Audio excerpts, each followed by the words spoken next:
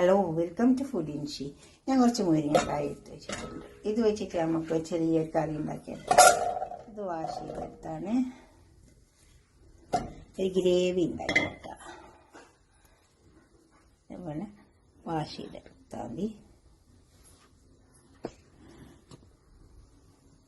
പിന്നെ അതിലേക്ക് നമുക്ക് കുറച്ച് മഞ്ഞൾ അങ്ങനത്തെ ഒക്കെ ഇട്ട് കൊടുത്തിട്ട് വേവിപ്പിച്ചെടുക്കാം.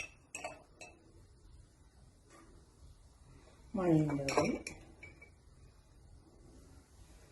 കുറച്ച് ഉപ്പ്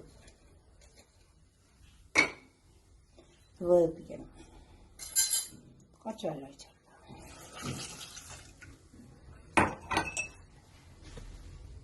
ഇത് ക്ലോസ് ചെയ്ത് കൊടുക്കാം. എന്നിട്ട് ഇത് വെന്ത് വരട്ടെ. കൈ വെന്തതിലേക്ക് നമുക്കൊരു മസാല ഉണ്ടാക്കാം. കുറച്ച് ഓയിൽ ചൂടാക്കാം. കടുക് നന്നായി പൊട്ടണം. എപ്പോൾ കടുക് കൊടുത്താലും എന്തിന് കടുക് കൊടുത്താലും കടുക് പൊട്ടണം. അതേപോലെ ഇനി നമുക്ക് ദഹിച്ച് കിട്ടൂല കടുക്.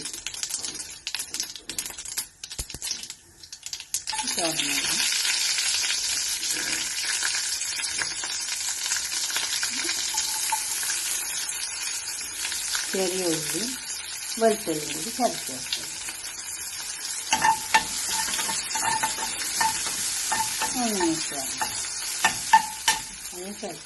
പതിനഞ്ച് വന്നിട്ടുണ്ട്. ഞാൻ കുറച്ച് തേങ്ങ,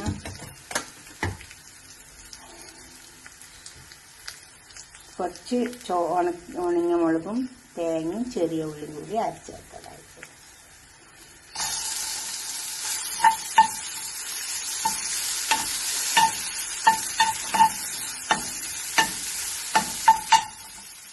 ഒന്ന് മുരിഞ്ഞ അപ്പം തേങ്ങ നന്നായി മുരിഞ്ഞിട്ടുണ്ട്.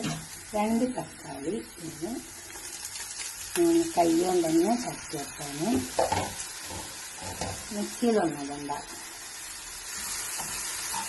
നമ്മളെ കൈ വെച്ചിട്ട് തന്നെ നന്നായി ചട്ടി.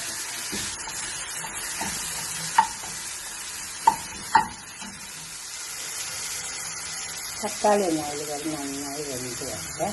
ഒരു മസാല റെഡിയായി വന്നിട്ടുണ്ട്. നമുക്ക് ഉപ്പിട്ടെടുത്തിട്ടില്ല, ഉപ്പിട്ടെടുക്കണം.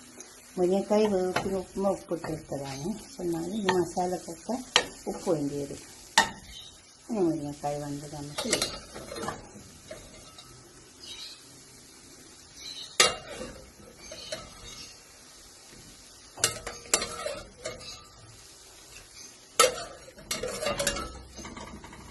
ഇതാക്കി കൊടുത്തേക്കാം.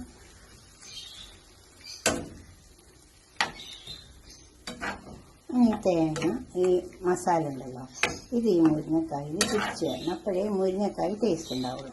അതിൻ്റെ ഉള്ളിലേക്കൊക്കെ മസാല കയറട്ടെ. നമുക്കൊന്ന് മൂടി വെച്ചെടുക്കാം. മൂടി ക്ലോസ് ചെയ്ത്. ഇപ്പോൾ കണ്ടോ, നമ്മൾ മുരിങ്ങക്കായൻ്റെ ഗ്രേവി നല്ല വൃത്തിയായി വന്നിട്ടുണ്ട്. നല്ല ടേസ്റ്റും ഉണ്ട് കേട്ടോ. നല്ലൊരു പുളിപ്പും ഒക്കെ പലായിട്ട് നല്ല ടേസ്റ്റുണ്ട്. ഇതുപോലെ ഉണ്ടാക്കി വയ്ക്കുക. അധികം വെന്തടിയാണ് മുരിങ്ങക്കായ്. ഇത് നാടൻ മുരിങ്ങക്കായ് ആയതുകൊണ്ട് നല്ലോണം വെന്തിട്ടുണ്ട്. മൂത്തതല്ലേ. ഇതുപോലെ ഉണ്ടാക്കിയിട്ട് ഇപ്പം മുരിങ്ങക്കായൻ്റെ ഒക്കെ നന്നായി മസാലയും പിടിച്ച് വന്നിട്ടുണ്ട്. ഇതുപോലെ ഒന്ന് ഉണ്ടാക്കിയിട്ട് നിങ്ങളുടെ അഭിപ്രായം നിർദ്ദേശമൊക്കെ ഒന്ന് കമൻറ്റ് ബോക്സിൽ അറിയിച്ചിട്ട് ലൈക്ക് ചെയ്യണം, ഷെയർ ചെയ്യണം, സബ്സ്ക്രൈബ് ചെയ്യാത്തവരൊക്കെ ചെയ്യണം. അടുത്തൊരു വീഡിയോ ആയിട്ട് നമുക്ക് പിന്നെ കാണാം. ബൈ.